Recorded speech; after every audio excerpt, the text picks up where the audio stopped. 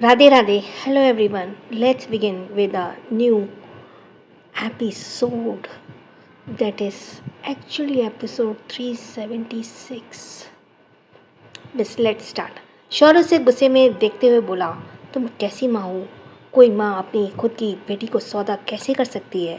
यह सुनते ही रिद्धि चौंक गई और शौर्य को कोड़ते हुए गुस्से से बोली, क्या बकवास कर रहे हो तुम? मैं भले क्यों अपनी बेटी का सौदा करूँगी? तुम्हारा दिमाग खराब हो गया क्या शौर्य? क्या तुम बोलने से पहले सोचते नहीं?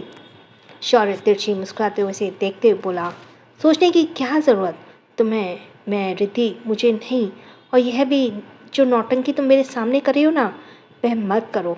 तुम कौन हो और क्या कर सकती हो, यह मैं बहुत अच्छे से जानता हूँ।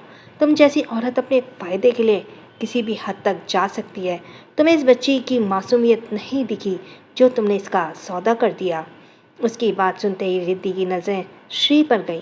वह शौर्य के पीछे छुपी हुई थी और देख रिद्धि की बाहें तन गईं और वह भी श्री का हाथ पकड़ उसे अपनी तरफ खींचते हुए बोली, श्री यहाँ आओ तुम। वहाँ क्यों छुप रही हो? उसकी सोचने पर भी श्री उसके पास नहीं जा रही थी। उसने शौर्य को अपने एक हाथ से बहुत कसकर पकड़ा हुआ था। उसकी कश्ती पकड़ से उसको डर बयां हो रहा था।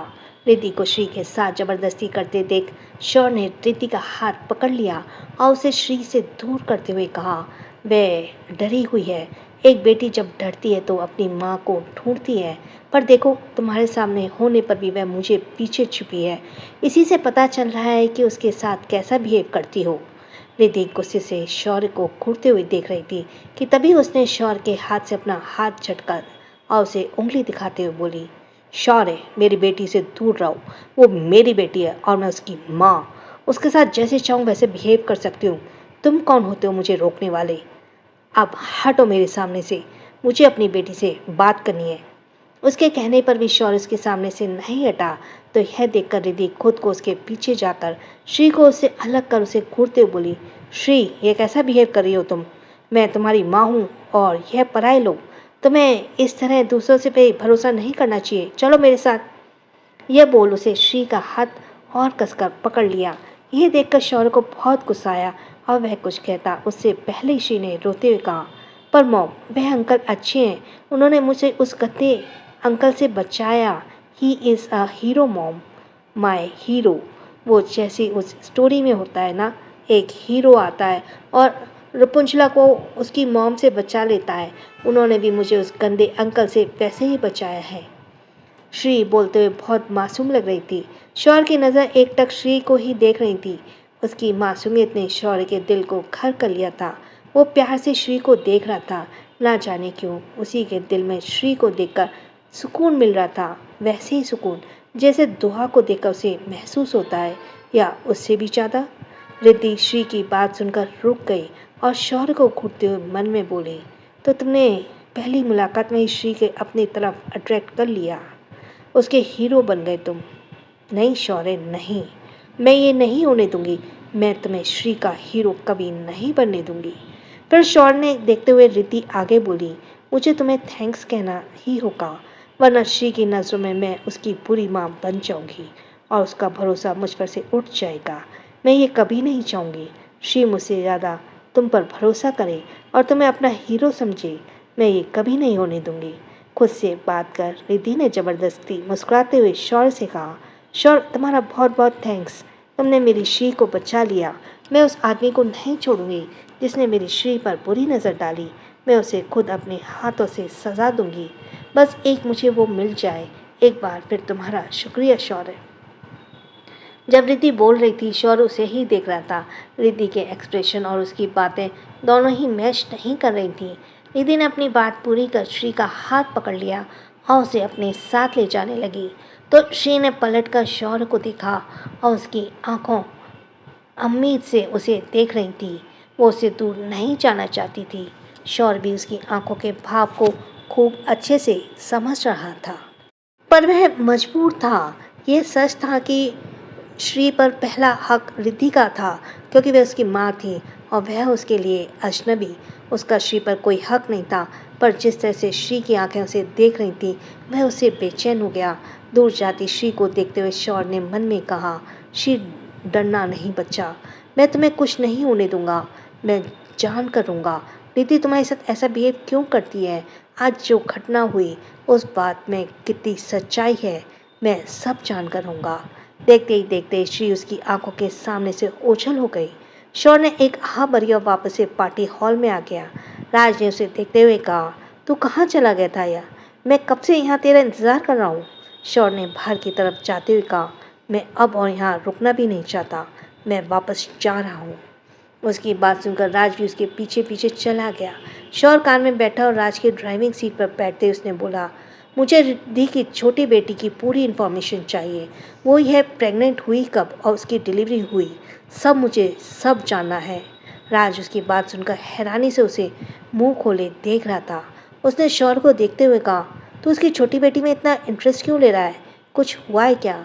उसके सवाल पर शौर ने कहा, राज मैं तुझे सब बताऊंगा, पहले मुझे ये इन्फॉर्मेशन चाहिए, और हाँ उसके दूसरे उसके बारे में भी पता कर। राज ने उसकी बात सुनकर कहा, ओके मैं पता करता हूँ, पर अभी शादी? उसे बीच में रोकते हुए शौर ने कहा, टेक योर टाइम, पर ज़्यादा टाइम मत लेना। राज ने उसकी बात पर सिर हिला दिया। कुछ देर बाद ही वे दोनों पैलेस वापस आ गए। जब वे दोनों घर पहुंचे तब तक मेहंदी का फंक्शन खत्म हो चुका था और सभी थक हार कर अपने अपने रूम में रेस्ट कर रहे थे। रात भी गहरी हो गई और शौर्य और राज ने अपने अपने कमरे में चले गए। शौर्य जब अपने रूम में गया तो दुआ सोफे पर बैठी हाथ में बुक लिए पढ़ रही थी। उसे देखकर ऐसे लग रहा था वह उसके आने का इंतजार कर रही थी। शौर्य की कदमों की आहट से दुआ का ध्यान उसकी ओर खींच लिया। उसने झुकी पलकों को उठाकर शौर्य को देखा और नाराजगी से बुक में देखते हुए बोली, आ गए आप? हो गया आपका ज़रूरी काम? उसकी टोन से ही पता चल रहा था वह नाराज़ है। शौर्य धीरे से मुस्कुराया और उसके पास जाकर उसके बगल में बैठते हुए बोला, हाँ हो गया। क्या मेहंदी का फंक्शन अच्छे से हुआ? उसके पूछने पर दुआ बिना कुछ उसकी तरफ देखे मुंह बनाकर बोली, अच्छा तो आपका अपने घर की भी चिंता है? आपको पता है कि आपके बेटे की सॉरी आपको पता है कि आपके बेटे की शादी भी हो रही है? शौन ने अपना एक हाथ उसके कंधे पर रखते हुए कहा, दुआ मैंने तुमसे कहा था, मैंने काम ज़रूरी है इसलिए चाह रहा हूँ, वरना चाहता नहीं। दुआ ने उसे तिरछी नज़रों से देखा और उसे देखते हुए बोली, सच बताइए शौर्य, आपके लिए काम हमसे भी, हमारे सूर्य से भी ज़्यादा ज़रूरी है? यह बोलते हुए वह अचानक से उसकी आवाज़ स्लो हो गई और वो चुप होकर शौर्य को देखने लगी। तभी उसे देखते हुए ही दुआ की आंखें गुस्से से भर गईं और वे अपने शब्दों को पीसते हुए बोली, सच बताइए शौर्य, कहाँ गए थे आप? उसका अचानक से टोन बदलकर बात करना शौर्य को कंफ्यूज कर रहा था। उसने दुआ के दोनों कंधों को पकड़ा और उसे देखते हुए बोला, मेरी एक इम्पॉर्टेंट मीटिंग थी। दुआ ने फिर पूछा, आपकी मीटिंग किसके साथ थी? शौर्य ने इसे देखते हुए बोला, फॉरेन क्लाइंट्स के साथ। यह सुनते ही दुआ ने मुंह कर लिया और उसने आंखों में आंसू आ गए। तभी शौर्य ने उठते हुए कहा, मैं फ्रेश होकर आता हूँ। दुआ ने कुछ नहीं कहा और सिर हिला दिया। वहीं उधर रिद्धि श्री को उसके कमरे में ले गई। उसने श्री को बेड पर पटका उसे घूरते बोली, कुछ ज़्यादा ही पंख निकल आए हैं तुम्हारे। तुम उस आदमी से हेल्प भी कैसे ले सकती हो? तुम जानती भी हो वो कितना बुरा आदमी है। अगर तुम्हें किसी से सबसे ज़्यादा खतरा है तो वो वही आदमी है, समझी तुम? याद रखना श्री, वे आदमी बहुत बुरा है, बहुत बुरा। श्री रिद्धि को देखकर रोते हुए बोली, पर मॉम उन्होंने मुझे उस बैड अंकल से बचाया है। इस बात पर रिद्धि फ्रस्ट्रेट होते बोली, श्री श्री श्री, तुम एक ही बात को कितनी बार गाना गाओगी? वो आदमी बुरा नहीं था जो तुम्हें ले जा रहा था, पर वह आदमी बुरा था। इसने सिर्फ तुम्हें बचाने का नाटक किया ताकि वह तुम्हारा भरोसा जीत सके। श्री तुम बहुत बोली हो। श्री बीच में बोली, पर मॉम, उसने इतना ही कहा था कि तभी उसके गाल पर रिद्धि ने एक चटाक से थप्पड़ मारते हुए कहा, तुम ऐसे नहीं मानोगी, तुम्हें इस चांटे की आदत हो गई है ना, तो इसे खाकर ही तुम्हें कोई बात समझ आती है। वह बोल उसे एक और यह बोल उसने एक और थप्पड़ उसके गाल पर मार दिया। श्री दोनों गालों पर हाथ लगाए रोने लगी। रिद्धि उसे एक नज़र देखते हुए बोली, अब चुपचाप यहीं पड़ी रहो, अगर इस कमरे से बाहर कदम भी निकाला ना तो श्री, तो तुम्हारी जान ले लूँगी। यह सुनकर श्री और डर गई और वो जोर जोर से रोने लगी। रिद्धि ने बाहर से रूम को डोर बंद कर दिया और खुद से बोली, मैंने जैसा सोचा था वैसा कुछ नहीं हुआ। उल्टा तुम और शौर्य एक दूसरे से मिल गए, पर मैं शौर्य को तुम्हारे आसपास भी नहीं भटकने दूंगी। मेरी 10 सालों की मेहनत मैं यूं ही बर्बाद नहीं होने दूंगी। यह बोल वो चली गई। वहीं श्री रूम में बेड पर बैठी रो रही थी। उसके दोनों गाल पर रिद्धि के उंगलियों की छाप उखड़ आई थी और उसके गाल भी लाल होकर सूज गए थे। वो रोते हुए वहीं खुद में ही सिमट कर सो गई। इधर दुआ अपने रूम में बेड पर लेटी बेचैनी से इधर से उधर करवट ले रही थी। उसकी आंखें सोते हुए शौर्य को देख रही थीं। तभी उसने शौर्य के चेहरे से नजर हटाकर उसकी गर्दन को देखा, पर अब उसकी गर्दन पर लिपस्टिक का निशान नहीं था। ये देख उसे थोड़ी देर पहले का पल याद आया। दुआ जब उसके बात कर रही थी तो अचानक से उसकी नजरें शौर्य की गर्दन पर पड़ी। रिद्धि जो शौर्य से जबरदस्ती गले लग गई थी, उसने शौर्य की नेक पर किस कर दिया, जिसकी वजह से उसके होठों की छाप शौर्य के गर्दन पर रह गई थी। दुआ ने जब उसकी गर्दन पर लिपस्टिक का वो मार्क देखा, वो उसके अंदर कुछ टूट सा गया था। अभी पलों की याद उन पलों की याद कर वो सिसक रही थी। फिर उसे देखते हुए मन में बोली, क्या आप हमारे प्यार नहीं करते हमसे? क्या आपको अब कोई और पसंद आ गई है शौर्य जी? वो सुबक रही थी। तभी शौर्य ने अपना एक हाथ उठाकर उसके ऊपर रख दिया और उसे अपने करीब करते हुए उसे अपनी बाहों में भर लिया। अगले दिन सभी संगीत के फंक्शन को एंजॉय कर रहे थे, पर दुआ और वो शौर्य से मुंह फुलाए घूम रही थी। शौर्य ने उसकी नाराजगी को नोटिस कर लिया था और वो उससे बात करना भी चाह रहा था, पर दुआ उसे इग्नोर कर रही थी। संगीत का फंक्शन अच्छे से हो जाने के बाद सभी शादी के लिए तैयार हो रहे थे। साया, चीकू और महका, वे तीनों एक ही रूप में थे और मेकअप आर्टिस्ट उनका मेकअप कर रही थी। एक मेकअप आर्टिस्ट ने साया की मांग टीका पहनाते हुए कहा, आप बहुत खूबसूरत हैं। चीकू इसकी तरफ देखकर मुस्कुराते बोली, खूबसूरत तो होंगी ना, हमारी भाभी आफ्टर ऑल हमारे भाई की पसंद है। उसकी बात पर मीका बोली, यार चीकू, मेरा कितना मन था भाई की शादी में एंजॉय करने का, पर देखो क्या हो गया। मैंने कभी नहीं सोचा था एक दिन हम सबकी शादी हो जाएगी। ये बात है तो तूने बिल्कुल सही कहा, मेरा भी बहुत मन था। मैं तो भाई के घोड़े के सामने खूब डांस करना चाहती थी और भाई के साथ ढेरों सेल्फी लेना चाहती थी, पर देखो खुद ही दुल्हन बनकर बैठी हूँ। दोनों की बात पर साया हंसने और फिर हंसते हुए बोली, ये सब तुम दोनों अभी भी कर सकती हो। मीका और चीकू दोनों ने चौंक कर उसकी तरफ देखा और एक साथ बोली, वो कैसे? फिर सिया ने कुछ कहा तो दोनों मुंह बनाकर बोली, नहीं, सब हंसेंगे, हम दुल्हन हैं और ये सब करते हुए हमें अच्छा नहीं लगेगा। आजकल सब चलता है, कोई कुछ नहीं कहेगा तुम दोनों से। साई ने समझाने पर दोनों ने एक दूसरे को देखा और सोचने लगी।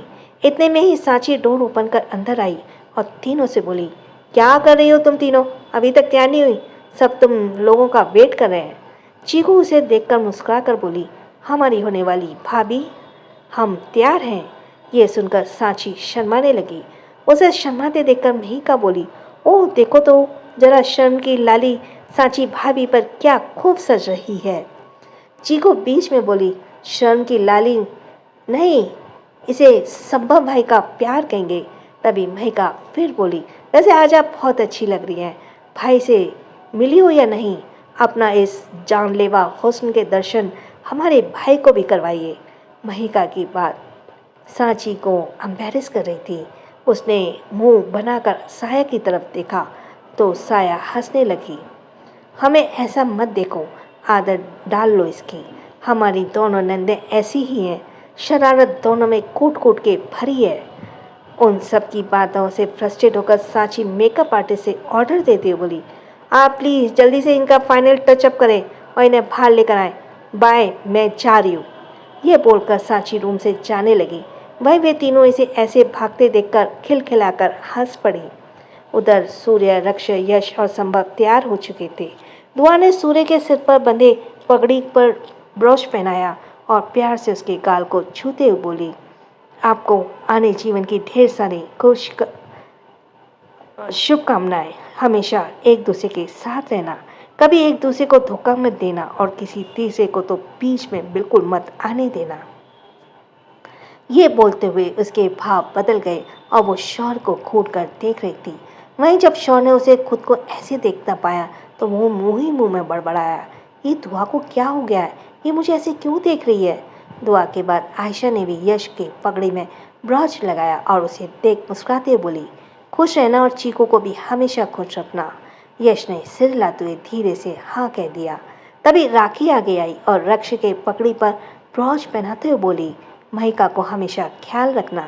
रक्ष ने उसके मुस्कुरा कर देखा और सिर हिला दिया। मीरा के साथ वे सभी इस नज़ारे को देखकर खुश थे। सभी मंदिर में गए और आरती करने लगे। दुआ ने सबकी आरती दी और आगे की रस्मों के लिए उन्हें लेकर मंडप में आ गई। सभी लोग और तीनों दुल्हों सब मंडप में मौजूद थे, पर दुल्हनों का कुछ अता पता नहीं था। तभी मीरा ने विशाल और सिम्बा की तरफ देखते हुए कहा, अरे तुम तीनों खड़े क्यों हो, जाओ जाकर अपनी बेटियों को लेकर आओ। क्या तुम्हें उनकी शादी नहीं करनी। विशाल और सिम्बा दोनों एक साथ कहा, जी माँ, हम अभी उन्हें लेकर आते हैं। फिर मीरा मानव जी की तरफ देखते हुए बोली, बेटा तुम भी जाओ और साया को ले आओ। मानव जी ने मुस्कुराते हुए सिर हिलाया और साया को लेने चले गए। वो जब रूम की तरफ जा रहे थे तभी एक कमरे के सामने अचानक से उनके कदम रुक गए। उस कमरे के अंदर से कुछ आवाज़ें आ रही थी। किसी रोने की आवाज़ सुनकर मानव जी खुद को उस रूम में देखने से रोक नहीं पाए। दरवाज़ा हल्का खुला था, इसलिए वो अंदर देखने लगे। कमरे के अंदर ईशा और अक्षर थे। ईशा रो रही थी और अक्षर उसे चुप करवा रहा था। तभी ईशा ने रोते हुए कहा, आप कभी नहीं समझ सकते। मैं एक माँ हूँ और एक माँ के जज्बात आप कभी नहीं समझ पाओगे। अक्षर उसे समझाते बोले, यार ईशा, मैं तुमसे समझाता हूँ, पर तुम्हारे एक शक पर मैं किसी से यह कैसे जाकर कह दूँ। नहीं भाई साहब, वो तुम्हारी नहीं मेरी बेटी है। जरा इसे फैक्टली सोच ईशा, ये कितना ऑकवर्ड लगेगा।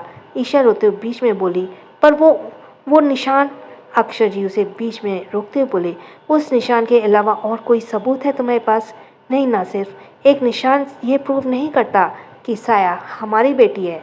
बाहर खड़े मानव जी ने जैसे ये बात सुनी वह चौंक गए। उनके चेहरे के भाव एकदम से बदल गए। उन्हें समझ नहीं आ रहा था कि वह वहीं रुकें या फिर पूरी बात सुने या वहाँ से चले जाए। वो अभी इसी उधेड़बुन में थे। तभी ईशा ने रोते हुए फिर से कहा, पर अक्षर, साया के साथ मुझे अपनापन महसूस होता है। उस दिन जब मैं उसके साथ मॉल गई थी तब मैंने उसे ध्यान से देखा था। उसकी आंखें बिल्कुल आपकी जैसी हैं और वो बात करते हुए आपके और अक्षय के जैसी लगती है। वो अभी बोल ही रही थी कि इतने में अक्षर ने फिर से कहा, ईशा, तुम सिमिलैरिटी ढूंढती तो हर दूसरे इंसान में मिल जाएगी, पर इसका मतलब यह नहीं कि उसका दूसरा इंसान हमारी इच्छा हो। मैंने इन हाथों से उसे अपनी गोद में उठाया है। मैंने खुद उसे अग्नि दी है। साया, मुझे ही मेरी इच्छा देखती है, पर समझता हूँ वो मानव की बेटी है। फिर वो कैसे हमारी बेटी हो सकती है। साया मानव जी की बेटी नहीं है, वो अनाथ है। जैसे ही ईशा ने यह कहा, अक्षर चौंक गया और उसने हैरानी से देखने लगा। उसने ईशा को दोनों भाव पकड़ते हुए उसे देखते हुए कहा, क्या कहा तुमने? साया मानव की बेटी नहीं है? ईशा रोते हुए बोली, हाँ अक्षर, वो मानव की बेटी नहीं है। मुझे यह बात दुआ ने बताई। जब मैंने दुआ से सूर्यम और साया की कुंडली मिलान की बात कही तब मानव जी ने खुद घर में आकर यही बात सबको बताई कि साया उनकी बेटी नहीं है, वह अनाथ है। मैं उस वक्त घर पर नहीं थी, वरना मैं उसी दिन मानव जी से साया के बारे में बात करती। अक्षर उसकी बातें सुनकर हैरान था। उसे समझ नहीं आ रहा था कि अब वह ईशा से क्या कहे। वहीं मानव जी जो अभी भी दरवाजे पर खड़े थे सब सुन रहे थे। अचानक उन्होंने यह सब सुनकर धक्का लगा, उनके कदम लड़खड़ा गए, वे गिरने लगे। तभी सहारे के लिए उन्होंने अपना एक हाथ दरवाजे पर रख दिया। दरवाज़ा उनके हाथ रखते पूरा खुल गया। आवाज़ सुनकर ईशा और अक्षर दोनों ने उस तरफ देखा तो मानव जी को देखकर दोनों चौंक गए। अक्षर जल्दी से उनके पास जाते बोला, हाँ आप यहाँ? मानव जी भी जल्दी हड़बड़ाहट से बोले, हमारा कोई इरादा नहीं था आप लोगों के यहाँ चुप कर खड़े होकर बातें सुनने का। हम बस जा रहे थे। वो आप लोगों की आवाज़ें तेज़ थी, इसलिए जब साया का नाम सुना तो हमारे कदम रुक गए। हम जा नहीं पाए और रुककर आप लोगों की बातें सुनने लगी। हमें माफ़ कर दीजिएगा। मानव जी ने अपने दोनों हाथ अक्षर के सामने जोड़ दिए। यह सुनकर अक्षर ने जल्दी से उनके हाथ को नीचे करते हुए कहा, अरे यह क्या कर रहे हैं आप? माफ़ी तो मुझे मांगनी चाहिए, जिस पर आपका हक है। मेरी वाइफ उसे अपना समझ रही है। अक्षर अभी बोल ही रहा था कि मानव जी उसे बीच में रोकते हुए बोले, ईशा जी ने जो कुछ भी कहा वो सही है। साया हमारी बेटी नहीं है, वह अनाथ है। हमारी पत्नी और हमने सालों पहले उसे गोद लिया था। ईशा जल्दी से उसके पास आई और उसने आंसू पोंछते हुए बोला, प्लीज़ मानव जी, मुझे सारा सच बताइए। साया आपको कहाँ, कब और कैसे मिली? किन हालातों में मिली? मुझे सब जानना है। प्लीज़ मानव जी, आपसे रिक्वेस्ट कर रही हूँ, प्लीज़ मुझे बताइए। ईशा के इतने उनके सामने अपने दोनों हाथ जोड़ लिए और फिर वे रोने लगी। उस टूटते देखकर अक्षर ने उसे कंधे से पकड़ते हुए संभाला। उसे इस तरह रोते देखकर मानव जी ने गहरी सांस ली और कमरे के अंदर आ गए और सोफे के पास जाकर बैठ गए। ईशा तुरंत उनके पास गई और उनके सामने फ्लोर पर बैठते हुए बोली, प्लीज़ मानव जी बताइए मुझे, आपको साया कहाँ मिली? अक्षर ने कुछ कहा नहीं जा रहा था। मानव जी की चुप्पी उसे भी खामोश कर गई थी और वह चुपचाप उनके पास गया और उनके बगल में बैठता हुआ बोला, प्लीज़ बताइए, हमें साया का सच बताइए। मानव जी एकटक शून्य में देखते हुए बोले, उस साल मैं दिल्ली से अपनी बेटी के साथ पहली बार आया था। मैं उस साल मैं दिल्ली में अपनी पत्नी के साथ पहली बार आया था। हम लखनऊ से दिल्ली में शिफ्ट हो गए थे। हमें शिफ्ट हुए 1 महीना ही हुआ था। उस दिन जब मैं और मेरी पत्नी मार्केट में घर वापस आ रहे थे तो हमारी गाड़ी आधे रास्ते में खराब हो गई। हम दोनों गाड़ी से निकलकर पैदल चलने लगे। हम दोनों कुछ दूर ही चले, हमें सामने दिल दहलाने वाला मंजर आ गया। 2 गाड़ियाँ का इतना भयंकर एक्सीडेंट देखकर हम आवाक रह गए। हमें समझ नहीं आ रहा था कि हम क्या करें। हम हॉस्पिटल में कॉल करने लगे और हमारी पत्नी एक्सीडेंट हुई गाड़ियों के पास जाकर लोगों को देखने लगी।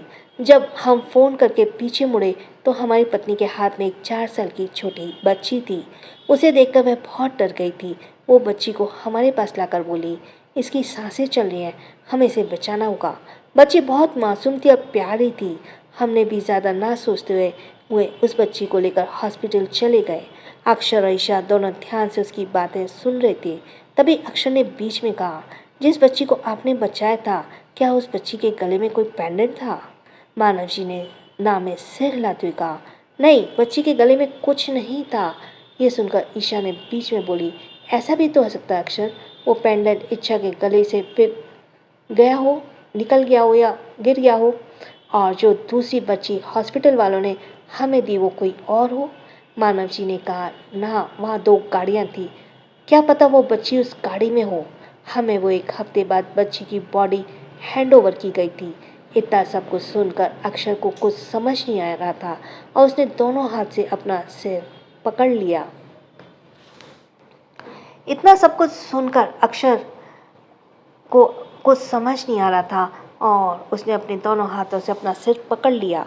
वहीं फैली शांति को तोड़ते हुए मानव जी ने कहा, यह तो मैं नहीं जानता साया आपकी बेटी है या नहीं, पर अगर आप लोगों को ऐसा लगता है तो आप लोग डीएनए टेस्ट करवा सकते हैं।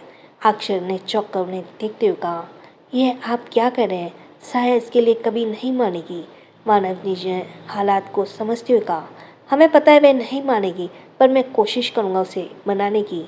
ईशा रोते हुए बोली, पर मेरा दिल कहता है साया मेरी बेटी है, मेरी बेटी।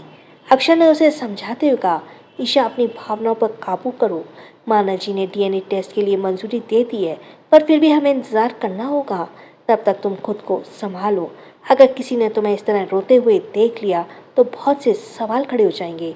खुशी के माहौल को अपने सवालों के से खराब मत करो। उसकी बात सुनते हुए मानव जी उठकर बोले, मीरा जी ने साया को मंडप में बुलाया है, हम उसे लेने जा रहे हैं। यह कहकर वो जाने लगे, पर तभी दरवाजे के पास रुककर वो पीछे मुड़कर ईशा को देखते हुए बोले, क्या आप भी हमारे साथ चलेंगी? ईशा जल्दी से खड़ी हो गई और उसने आंसू पोंछकर सिर हिलाते बोले, हाँ, मैं आपके साथ चलूँगी। सिम्बा और विशाल दोनों भी चीकू और मेघा को अपने साथ ले जा रहे थे। साया रूम में बैठी मानव जी के आने का इंतजार कर रही थी। उसने अपने हाथों को आपस में मसलते हुए कहा, बाबा कहाँ हैं आप? हम कब से आपका इंतज़ार कर रहे हैं। उसके कहने के अगले पल ही दरवाज़ा खुला और मानव जी भी मुस्कुराते हुए अंदर आ गए। साया उन्हें देखकर खुश हो गई। वह जल्दी से जाकर उनके गले लग गई और उन्हें कसकर पकड़ते हुए बोली, बाबा आप कहाँ थे? हम सब से कब से आपका इंतज़ार कर रहे थे। आपको हमसे बात नहीं करनी है क्या? आपको अभी से हमें पराया कर दिया। मानव जी उसके सिर पर हाथ रख मुस्कुराते हुए बोले, नहीं मेरे बच्चे, हम आपको कभी पराया नहीं कर सकते। बस हिम्मत नहीं हो रही थी आपके पास आने की। आज आप किसी और की हो जाएंगी। हमसे ज़्यादा किसी और का आप पर हक हो जाएगा। साया उन्हें बीच में रोकते हुए बोली, बाबा सबसे पहला हक आपका होगा हम पर और हमेशा रहेगा। हम आपकी बेटी हैं बाबा। साया से बातें करते हुए मानव जी की आंखों में आंसू आ गए थे। वह भावुक हो गए थे। इसलिए अपने आंसुओं को छुपाते हुए उन्होंने तेजी से पलकें झपकाई और साया से अलग होकर बोले, चलिए सब आपका इंतज़ार कर रहे हैं। ये बोलकर वो उसके सामने से हट गए। उसके सामने से हटते ही साया की नज़र सामने खड़े ईशा पर गई। ईशा मुस्कुराते हुए आंखों में आंसू के साथ ममता भरे उसे देख रही थी। साया भी उसे देखकर धीरे से मुस्कुरा दी। ईशा उसके पास गई और उसे अपने साथ ले जाते हुए बोली, चलिए बेटा, सब आपका इंतज़ार कर रहे हैं। ज़्यादा देर तक सबको इंतज़ार करवाना अच्छी बात नहीं होती। साया ने हाँ में सिर लाया और उसके साथ चली गई। जैसे वे तीनों रूम से बाहर निकले, सामने अक्षर को खड़े देखकर वह तीनों ही रुक गए। अक्षर ने मुस्कुराते हुए साया को देखा और प्यार से उसके सर पर हाथ रखते हुए कहा, बहुत प्यारी लग रही हैं आप। चलिए सब आपका इंतज़ार कर रहे हैं। मानव जी अक्षर के मन की भावनाओं को समझ रहे थे। साया ने धीरे से सर हिला दिया और उनके साथ जाने लगी। जब वे लोग साया को लेकर मंडप में पहुंचे तो साया को दुल्हन के जोड़े में देखकर सब उसे देखते ही रह गए। वो सच में बहुत खूबसूरत लग रही थी। साया तो बिना पल के झपकाए सूर्य तो बिना पल के झपकाए उसे देख रहा था। मीरा और दुआ दोनों ने आगे बढ़कर साया की बलाएं ली और मीरा ने सबको देखते हुए कहा, अब सभी दुल्हनें आ गई हैं तो शादी की रस्में शुरू की जाए। उनके ये कहते ही सभी मंडप की ओर जाने लगे तो चीकू और महिका को मंडप में न देखकर सभी हैरान हो गए। आयशा ने अनमय से पूछा, हमारी होने वाली बहू कहाँ है? उधर विशाल ने की भी यही हालत चित्रा से की है, तो वो असमंजस में इधर उधर देखने लगी, पर चीकू उन्हें कहीं नहीं दिखी। महिरा और सिम्बा भी महिका को ढूंढ रहे थे। राखी और अभय ने रक्षे से पूछा, महिका बेटा कहाँ है? रक्षे मुंह बनाकर बोला, डैड मैं भी तो यही हूँ आप सबके साथ, मुझे कैसे पता होगा? यश भी परेशान होकर इधर उधर देख रहा था और मुंह ही मुंह में बड़बड़ा रहा था, लिटिल रैट, तुम्हें लुका छिपी खेलने के लिए आज ही का दिन मिला था और किसी और दिन तो खेल लिया था यार, अब प्लीज़ सामने आ जाओ। दुआ ने मीरा से कहा, माँ हम उन्हें अंदर देख के आते हैं, आप सायल को लेकर मंडप में जाइए। मीरा साया को लेकर मंडप में आ गई। सूर्य ने साया को देखते हुए कहा, दोनों कहाँ हैं? साया मुस्कुराते हुए बोली, आपकी हैं बहनें हैं, आपको ही नहीं पता? इस बात पर सूर्य मन में बोला, जानता हूँ मेरी बहनें हैं और ये भी जानता हूँ कितनी शरारती हैं दोनों, पर दोनों की शरारत करने के लिए आज ही का दिन मिला था। शौर्य, राज और पायल वे तीनों भी इधर उधर देखते हुए उन्हें ढूंढ रहे थे। तभी दुआ ने मंडप में आकर सबसे कहा, पता नहीं तीनों पता नहीं वो दोनों कहाँ चली गईं, अंदर भी नहीं है। यह सुनकर सूर्य ने दबी दबी आवाज में साया से कहा, तुम इतना मुस्करा रही हो, इसका मतलब तुम जानती हो दोनों कहाँ हैं। बताओ साया दोनों कहाँ हैं? साया ने ना में सिर हिलाते हुए मना कर दिया। तभी सूर्य ने इधर उधर देखते हुए कहा, संभव संभव भी नहीं है, इसका मतलब अभी उसने इतना कहा ही था कि तभी कहाँ गई चीकू और महिका? उसने अभी इतना कहा ही था कि नगाड़ों की आवाज़ें आने लगी। सभी ने आवाज़ सुनकर आवाज़ की दिशा में देखा तो सारे गेस्ट दोनों तरफ हट के हुए बीच में रास्ता देने लगे। गैस के बीच से निकलकर संभव अपने गले में एक बड़ा सा ढोल टांगे उसे बजाते हुए आ रहा था। उसे देखकर सब हैरान रह गए। तभी सबके होठों पर एक बड़ी सी स्माइल आ गई। दुआ, शौर्य, विशाल, राज, आयशा, पायल, सिम्बा, राखी, अभय, चित्रा, अनमय, अक्षय, ईशा और मीरा जी के साथ सभी मुस्कुराते हुए उसे देख रहे थे। संभव ढोल बजाता है और आगे जाकर खड़ा हो गया और पूरे जोश के साथ वो ढोल और जोर जोर से बजाने लगा। तभी एक बहुत लिविंग सॉन्ग प्ले हुआ और सॉन्ग पर चीकू, महिका और सांची तीनों डांस करते हुए सबके बीच आ गई। उन्होंने बहुत एंजॉय किया। उनका डांस देखकर सब खुश हो गए थे। चीकू और महिका दोनों डांस करते हुए सूर्य के पास गई और उसका हाथ पकड़ उसे अपने साथ सबके बीच ले आई। सांची भी साया के पास गई और उसका हाथ पकड़ उसे भी सबके बीच ले आई। फिर वे सभी एक साथ डांस करने लगे। संभव मुस्कुराते पूरी जोश के साथ ढोल बजाया जा रहा था। सब उन्हें हंसते हुए देख रहे थे, पर चीकू और महिका इतने में कहाँ रुकने वाले थे। वे दोनों एक एक कर पहले शौर्य और दुआ के, फिर सभी के साथ डांस फ्लोर पर ले गए और सभी एक साथ उनकी खुशी में शामिल होकर डांस करने लगे। जब गाना खत्म हुआ तब सभी थक कर हाँफते हुए मुस्कुराते हुए एक दूसरे को देख रहे थे। सभी ने एक दूसरे के साथ एंजॉय खूब किया था। यह मोमेंट सभी के लिए बहुत मेमोरेबल था। मीरा ने गहरी सांस लेते हुए सबसे कहा, चलो बच्चों, बहुत हो गया नाचना गाना, इससे पहले मुहूर्त निकल जाए, शादी की रस्में शुरू करनी चाहिए। उसकी बात मानकर सभी मंडप की तरफ बढ़ने लगे, पर तभी एक आवाज सुनकर सभी रुक गए। सबने पीछे मुड़कर देखा तो सामने अक्षय खड़ा था। उसके गले में भी संभव की तरह एक ढोल टंगा हुआ था, जिसे वह मुस्कुराते हुए बजा रहा था। ईशा उसे देखकर खुश हो गई और वह अक्षय के पास चली गई। चीकू और महिका सांची के साथ डांस करने लगी। अक्षय मुस्कुराते हुए सबके बीच आया और उसने गले से ढोल को निकालकर सूर्य के गले में लगाते हुए बोला, शादी कर रहा है, वह भी मेरे बिना। सूर्य ने उसे देखते हुए कहा, शादी अभी हुई नहीं है, अच्छा लगा तू आ गया। अक्षय ने मुस्कुराते हुए कहा, कैसे नहीं आता, तेरी शादी थी, मुझे तो आना ही था। सूर्य से मिलने के बाद अक्षय रक्षय, यश और संभव से भी मिला। अक्षय को देखकर सभी खुश थे। मीरा ने एक बार फिर कहा तो सब उसकी बात मानकर मंडप में आ गए। पंडित जी ने मंत्रोच्चारण के बाद शादी की रस्में शुरू की। फिर एक एक कर शादी की रस्में हुई। कन्यादान के समय मानव जी के इशारे से अक्षर ने अपना पास बुला लिया और फिर दोनों ने मिलकर साया का कन्यादान किया। सिम्बा और विशाल ने भी महिका और चीकू का कन्यादान किया। शादी के बाद फेरे, मंत्र, सिंदूर और मंगलसूत्र के साथ वे तीनों जोड़े शादी के पवित्र बंधन में बंध गए। पर पंडित जी ने शादी की सभी विधि को पूरा करने के बाद मुस्कुराते हुए कहा, शादी संपन्न हुई। तो सभी यह सुनकर खुश हो गए और मुस्कुराने लगे। साया और सूर्य ने पहले मीरा और फिर शौर्य और दुआ का आशीर्वाद लिया। उसके बाद एक एक कर उन्होंने सभी का आशीर्वाद लिया। यश, चीकू, महिका और अक्षय, उन्होंने भी एक एक कर सभी बड़ों का आशीर्वाद लिया। शादी की बाद की रस्म के लिए सभी पैलेस के अंदर चले गए। दुआ, आयशा, मीरा, पायल के साथ शादी के बाद की रस्मों की तैयारी में लग गई। मीरा सोफे पर आराम से बैठकर सभी रस्में करते हुए देखने लगी। वहीं एक तरफ शौर्य भी सभी के साथ खड़ा था। वे तीनों जोड़े एक दूसरे के आमने सामने बैठे थे और तभी अंगूठी ढूंढने की रस्म हुई। सूर्य, रश और रक्षक को संभव और अक्षय चीयर कर रहे थे। साया, महिका और चीकू को सांची सभी सीनियर लेडीज के साथ चीयर कर रही थी। यश और चीकू में चीकू जीत गई थी। रक्ष और महिका में रक्ष जीता था और सूर्य और साया दोनों ने एक साथ अंगूठी को निकाला तो उन्हें देखकर सभी हंसने लगे।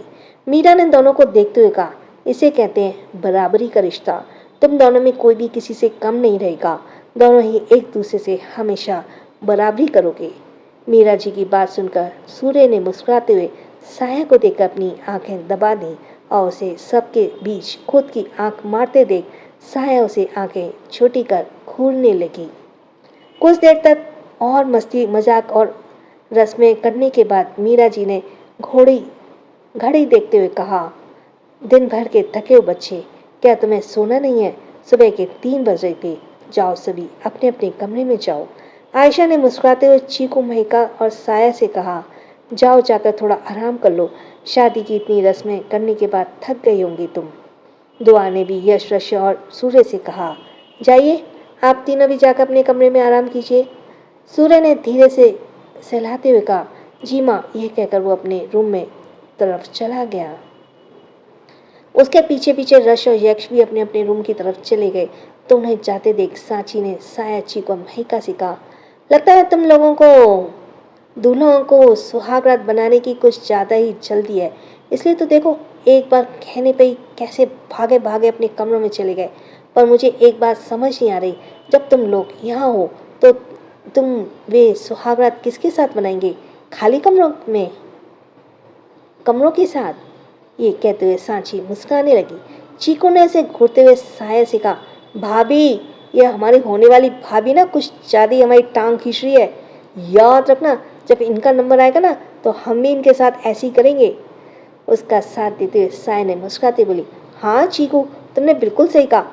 हम इसकी शादी में के टाइम इसकी अच्छे से खिंचाई करेंगे। महिका भी सांची को देखते बोली, आज आपका टाइम है पर कल हमारा होगा। तो याद रखना, हमारी होने वाली भाभी जितना आप हमें भी परेशान करेंगे ना, उतना ही आपको आपके टाइम में परेशान करेंगे विद इंटरेस्ट। सांची ने अपने दोनों हाथ बांध लिए, उन्हें देखते हुए अपनी एक आईब्रो उठाकर बोली, अच्छा मेरी होने वाली नंदो, अब मेरी जेठानी जी, बातें बहुत हो गई, चाहिए जरा अपने कमरे में चाहिए। आप लोगों के दूल्हे मियाँ इंतजार करेंगे। रात तो खत्म हो गई है, अब क्या सुबह का रोमांस भी स्पॉइल करोगी? सांची ने अपनी बात पूरी कर तीनों को धक्का दे दिया। वे तीनों उसे घूरने लगी और उसे घूरते हुए चली गई। चीकू यश के रूम में दबे पांव गई थी। पूरे रूम में अंधेरा फैला हुआ था। चीकू ने कुछ समझ नहीं आ रहा था और वह अपने कदमों को बहुत संभाल संभाल कर रख रही थी। तभी उसे ऐसे लगा जैसे किसी ने उसका हाथ पकड़ लिया हो। यह महसूस कर उसने डरते हुए, भूत देखो, भूत जी, आप, आज ही मेरी शादी हुई है, प्लीज कल आना। आज की रात मुझे अपने यशी के साथ बितानी है। चीकू के कहने पर भूत पर कोई असर नहीं हो रहा था। उसने धीरे धीरे चीकू को अपनी भाव में भर लिया और उसकी गर्दन पर अपना चेहरा रखकर उसके कान पर किस करते हुए कहा, अच्छा तो तुम्हें आज की रात अपने यशी के साथ बितानी है? चीकू ने डरते हुए धीरे से हाँ कहा, पर तभी उसने चौंक कर तिरछी नजर के साथ यश को घूरते हुए कहा, ये आप हैं? क्यों, तुमने मेरी जगह सच में भूत को एक्सपेक्ट किया था? यश की बात पर चीकू मुंह बनाकर बोली, यश जी आप बहुत बुरे हैं, आप मुझे बहुत परेशान करते हैं, आपने तो मुझे डरा ही दिया था। यश ने उसे अपनी भाव में और भी कसकर पकड़ते हुए कहा, और मेरी जान, ये मेरा कमरा है तो यहाँ मैं ही रहूँगा ना, फिर तुमने कैसे सोच लिया कि यहाँ कोई भूत आएगा? चीकू इसकी बात में घूम गई और बच्चों की तरह मुंह बनाकर बोली, अंधेरा देखकर मुझे लगा भूत आ गया। यश धीरे से मुस्कुराया, उसकी कमर को और कस के पकड़ते बोला, भूत तो सच में आ गया, देखो तुम्हारे सामने खड़ा है, अब ये भूत तुम्हें नहीं छोड़ेगा, माय लिटिल रैट। यश उसके चेहरे के करीब आने लगा तो चीकू पीछे की तरफ झुकते बोली, नहीं मुझे सोना आज नहीं, मैं बहुत थक गई हूँ। इस बात यश मुंह बनाकर बोला, यार साल के 364 रातें तो है ना, सोने के लिए आज की रात मुझे दे दो। चीकू फिर से मुंह बनाकर बोली, पर मैं बहुत थक गई हूँ। इस बात यश ने कुछ नहीं कहा और झुककर उसे अपनी भाव में उठा लिया और उसे बेड की तरफ ले जाते बोला, कोई बात नहीं, मैं तुम्हारी इस थकान को अभी दूर कर देता हूँ। यश चीकू को लेकर बेड पे आ गया। उसने बेड पर बिठाकर खुद नीचे उसके सामने बैठ गया और उसके दोनों हाथों को अपने हाथों में लेकर देखते हुए बोला, यकीन नहीं होता लिटिल रैट, आज तुम मेरी हो गई हो। चीकू उसे मुस्कुराते हुए देख रही थी। यश ने उसकी मुस्कुराहट को देखते हुए आगे कहा, आई लव यू चीकू, मैं तुमसे बहुत प्यार करता हूँ। मैं वादा करता हूँ हमेशा तुम्हारा ख्याल रखूँगा। मेरी ज़िंदगी में तुम्हारी एक बहुत ही स्पेशल जगह होगी जो सिर्फ तुम्हारी होगी। बचपन से तुमसे बहुत लड़ा करता था, पर अब मैं तुमसे बहुत प्यार करूँगा, तुम्हें शिकायत एक मौका नहीं दूंगा।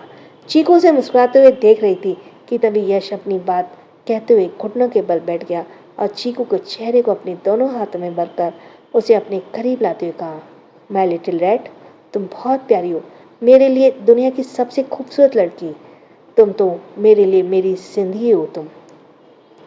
यह कहकर उसने चीकू के माथे पर अपने होंठ से छू लिया। फिर उसने दोनों गाल को छूते ही उसके नाक पर अपनी नाक रखी और गहरी सांस लेते हुए बोला, I want to love you more and more and more and more often. उसका इजहार सुनकर चीकू इमोशनल हो गई। उसका दिल जोरों से धड़क रहा था। ये आज से पहले चीकू से इस तरह कभी भी उसने प्यार का इजहार नहीं किया था। यश ने इजहार ने आज की रात को और भी हसीन बना दिया था। चीकू इस लम्हे को उसके साथ जीना चाहती थी, इसलिए उसने गहरी सांस लेते हुए अपने सिसकते होठों को यश के होठों पर रख दिया।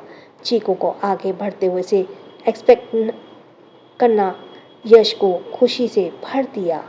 उसकी आंखों में चमक आ गई थी। उसने धीरे से अपनी आंखें बंद कर ली और चीकू को चेहरे को पकड़ते उसकी किस में इन्वॉल्व हो गया।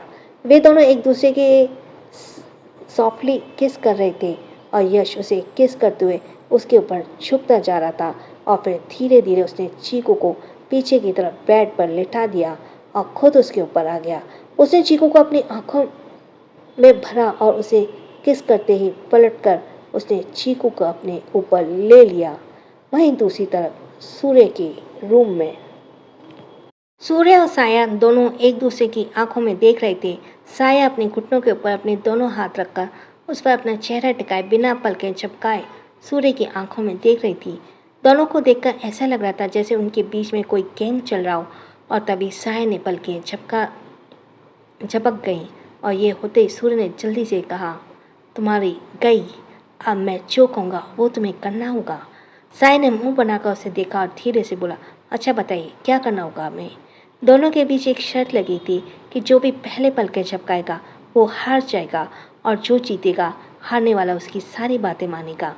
इन नज़रों के खेल में साया हार गई और सूर्य जीत गया था।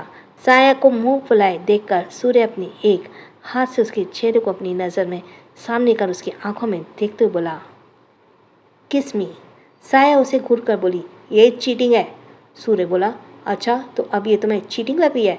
थोड़ी देर पहले तो तुम खुद ही इस गेम को लेकर कितनी एक्साइटेड थी और मुझे हराकर मुझसे कुछ भी करवाने वाली थी।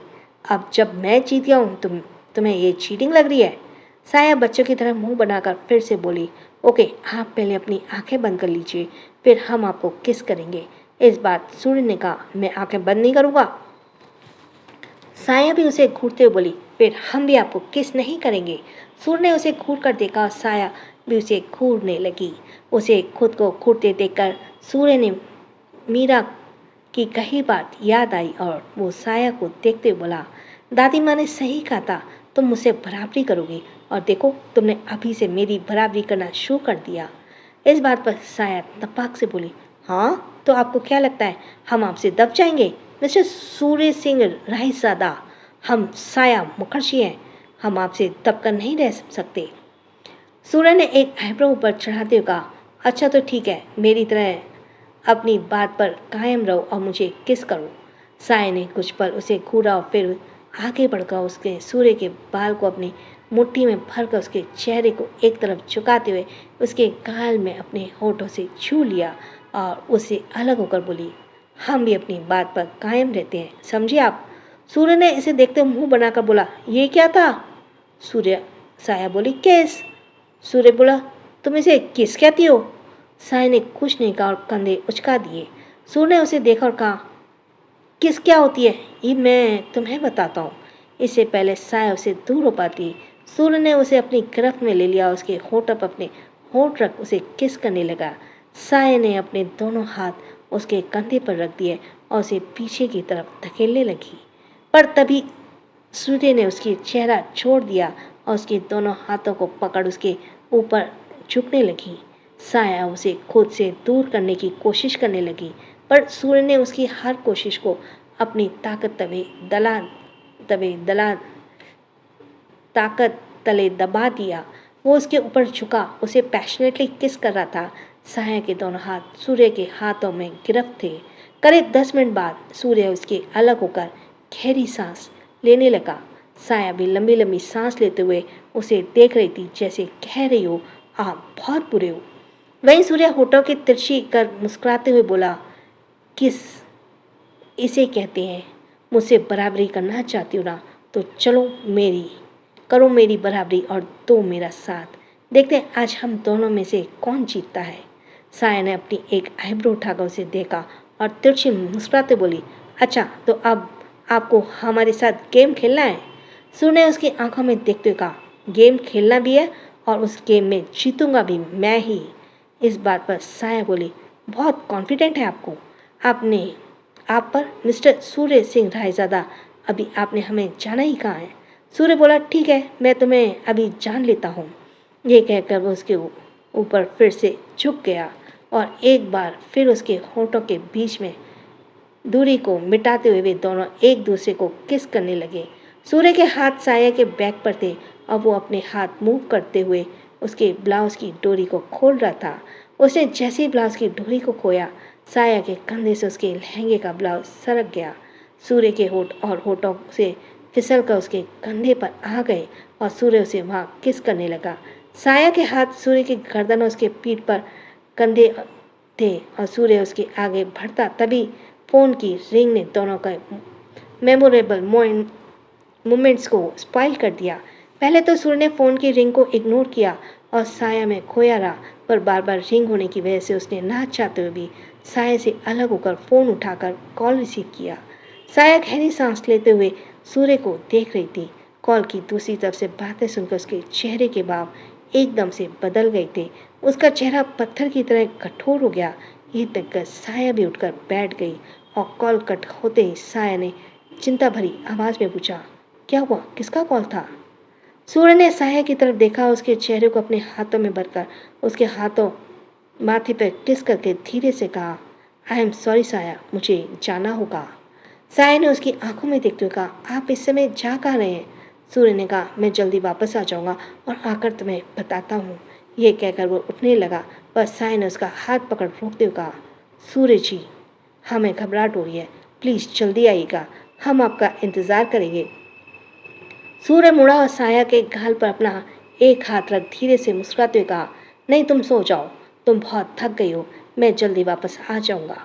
साया की आंखों में बेचैनी और चेहरे पर घबराहट थी। वो उसे कैसे भी करके रोक लेना चाहती थी, पर वो जानती थी इतने अच्छे लम्हों को छोड़कर अगर सूर्य जा रहा है तो कोई तो बात जरूरी होगी। यही सोचकर साया ने उसे नहीं रोका और जाने दिया। कुछ ही देर में सूर्य क्लोजेट रूम में चेंज कर बाहर आया। साया अभी भी बेड पर बैठी सूनी आंखों से उसे देख रही थी। सूर्य ने एक नज़र उसे देखा और उसके पास आकर प्यार से उसके गाल पर हाथ रख उसके माथे को चूमकर उसे बेड पर लेटा दिया। सो जाओ। उसके कहने पर साया ने अपनी आंखें बंद कर ली और उसके हाथ पर कसकर पकड़ लिया। करीब 10 मिनट तक ऐसे ही बैठे रहने के बाद जब उसके हाथ पर साया की पकड़ ढीली होने लगी तो सूर्य ने धीरे से उसके हाथ के बीच से अपना हाथ खींच लिया और झुककर उसके होठों पर चूमकर रूम से निकल गया। जब वो हॉल में जा रहा था तो दुआ और शौर्य के रूम से बाहर उसके कदम रुक गए। रूम के अंदर से कुछ आवाज़ें आ रही थीं। वो आवाज़ साफ नहीं थी। आवाज़ सुनकर सूर्य ने सोचते हुए खुद से कहा, ये कैसी आवाज़ है, क्या मॉम और डैड एक दूसरे से लड़ रहे हैं। पर यह कैसे हो सकता है, वे दोनों तो कभी भी एक दूसरे से नहीं लड़ते। उसने कहा कि फिर आवाज़ सुनने की कोशिश करने लगा, पर कुछ साफ ना सुनाई देने से उसने खुद से कहा, मैं आकर इस बारे में माँ से बात करता हूँ, अभी मेरा जाना ज़्यादा ज़रूरी है। सूर्य चला गया। वही अंदर दुआ के रूम में शौर्य और दुआ दोनों के बीच एक बहस छिड़ी हुई थी। शौर्य दुआ को मना रही थी, पर दुआ जिद में अड़ी हुई थी। बेवजह उसे गुस्सा देखकर शौर्य ने कहा, दुआ, अगर तुम मुझे बताओगे नहीं कि मुझे पता कैसे चलेगा, तुम किस बात पर मुझसे नाराज़ हो। दुआ बोली, क्या आप ये पूछ रहे हैं शौर्य जी, आप पहले तो ऐसे नहीं थे। पहले तो आप हमारी आंखों में देखकर ही हमारे दिल का हाल समझ लेते थे, और आज हमारी नाराज़गी के समझने के लिए आपको शब्दों की ज़रूरत है। इस बार शौर्य ने दुआ के कंधे पर पकड़ समझाते हुए कहा, दुआ, ये बात नहीं है, मैं आज भी तुम्हें समझता हूँ, पर मैं ये समझ नहीं पा रहा हूँ तुम किस बात से नाराज़ हो। कम से कम मुझे वो वजह तो बताओगी, तभी तो मैं तुम्हारी नाराज़गी को दूर करने की कोशिश करूँगा। दुआ ने भीगी आंखों से उसकी आंखों में देखते हुए कहा, आपने हमसे झूठ बोला है। उसकी आवाज़ में एक दर्द था जो उसके अंदर की तकलीफ को बयां कर रहा था। दुआ के कहने पर शौर्य ने हाथ को नीचे कर बेड की तरफ चली गई। शौर्य उसकी बात पर सोचता रहा। मैं दुआ से झूठ बोला, पर कब, उसे समझ नहीं आ रहा था। उसने दुआ से झूठ कब कहा। उसने पीछे मुड़कर देखा तो दुआ सो चुकी थी। शौर्य उसके पास गया, उसके पास ही बैठकर दुआ के चेहरे पे बिखरी उसकी बालों की लटों को एक तरफ करते हुए कहा, मुझे ये तो पता नहीं कि तुम किस बात पर मुझसे नाराज़ हो, पर मैं तुम्हें जल्दी ही मना लूँगा, आई प्रॉमिस दुआ। उसने झुककर दुआ के माथे को चूमा और क्लोजेट रूम की तरफ चला गया। वहीं उधर रक्ष के रूम में रक्ष महिका को अपनी बाहों में लिए लेटा था। रूम में बिखरी सजावट और फर्श पर बिखरे हुए कपड़े उनके मिलन की कहानी को बता रहे थे। महिका उनके सीने पर अपने दोनों हाथ रखकर उसके ऊपर अपना चेहरा रखे रक्ष को प्यार से देख रही थी। रक्ष भी मुस्कुराते हुए महिका को देख रहा था। फिर उसे देखते बोला, अगर तुम मुझे ऐसे देखोगे तो मुझे तुम पर और प्यार आ जाएगा और प्यार आएगा। महिका की मुस्कान और गहरी हो गई और शर्म से उसकी पलकें झुक गई। रक्ष पलटकर उसके ऊपर आ गया और उसे देखते हुए बोला, कहा था ना इतने प्यार से देखोगी, ऐसे शर्माओगी तो मुझे तुम पर और प्यार आएगा। अब देखो प्यार आ गया। महिका ने अपने दोनों हाथ रक्ष की गर्दन पर लपेटते हुए कहा, प्यार आ गया है तो प्यार करते ना, अब तो हमारे पास प्यार करने का लाइसेंस भी है। उसकी बात पर रक्ष की मुस्कान और गहरी हो गई और वो उसकी आंखों में देखते हुए कहा, प्रॉमिस करो माही, तुम मुझे ऐसे ही प्यार करती रहोगी। मैं तुम्हारे प्यार का भूखा हूँ यार। इस बच्चे को तुमसे प्यार चाहिए, ढेर सारा प्यार। ये कहते हुए उसने अपना चेहरा महिका की गर्दन पर छुपा लिया। रक्ष की गर्मी सांस और उसकी नाक की छुअन महिका को गुदगुदी कर रही थी। वो चाहकर भी अपनी हंसी को कंट्रोल नहीं कर पाई और खिलखिलाकर हंसने लगी। रक्ष ने उसके दोनों हाथों को अपने हाथों में गिरफ्त कर लिया और उसे देखते हुए बोला, तुम्हें बहुत हंसी आ रही है ना, रुको मैं अभी तुम्हें बताता हूँ। महिका ने अपनी हंसी को कंट्रोल करते कहा, सॉरी सॉरी प्लीज़ नहीं, आई एम सो टायर्ड। पर रक्ष ने उसकी बात को इग्नोर किया और उसे अपनी शैतानी से तंग करने लगा। महिका जितना उसे दूर जाने की कोशिश करती, रक्ष उसे उतना ही कसकर अपनी भाव में भर लेता। महिका उसे रेजिस्ट करती तो रक्ष उसके ऊपर और हावी हो जाता। सो इसके साथ ही थैंक्स फॉर लिस्टिंग। छोटों को प्यार, बड़ों को सम्मान। राधे राधे।